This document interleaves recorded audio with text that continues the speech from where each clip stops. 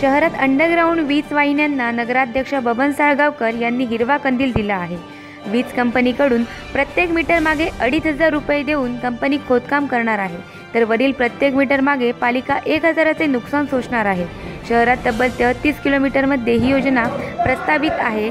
त्यासाठी कंपनीला पालिकेशी अधिकृत करार लागणार आहे। 11 कोटीची ही योजना आहे, तर पालिकेला 35 लाख द्यावे लागणार आहे। लोकांची गरज आणि मागणी लक्षात घेता ही योजना आता राबवण्यात येणार आहे। शहर परिसरातील बिरोडकर टेंब येथे 76 जणांची कत्तल केल्याप्रकरणी सावंतवाडी पोलीस ठाण्यात गुन्हा दाखल करण्यात येणार आहे, अशी माहिती यावेळी त्यांनी दिली। यामध्ये किनळ, फणस, आईन अशा एकूण 76 जणांचा समावेश आहे। सावंत नगर परिषदेची स्थायी समितीची बैठक 4 दिवसापूर्वी संपन्न झाली। त्यामध्ये 2,62,747,46 रुपयाच्या कामाला मंजुरी देणार होती। 36 कामं मंजूर केली। त्यामध्ये विविध रस्ते आहेत।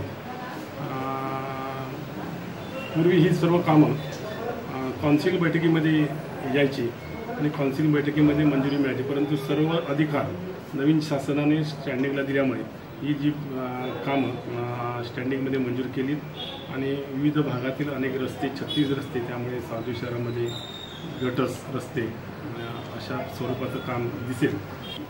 वृक्ष प्राधिकरण समिती ही सावंतवाडी शहरामध्ये आहे आणि अनेक नगरपालिकेमध्ये वृक्ष प्राधिकरण समिती वृक्ष संवर्धन आणि जीर्ण झालेली झाडं तोडण्यासाठी परवानगी देत असते, किंवा एखाद्या बिल्डरने काही विकसकांनी परवानगी मागितली तर ती परवानगी देण्याचे अधिकार वृक्ष प्राधिकरण समितीमध्ये। परंतु बिरोडकर टेंब येथे वृक्ष प्राधिकरण समितीने 21 झाडं मंजूर केली असताना जवळजवळ 80पेक्षा जास्त झाडं तोडून झाडांची अक्षरशः कत्तल केली, पर्यावरणाला धोका निर्माण करण्याचा प्रयत्न केला।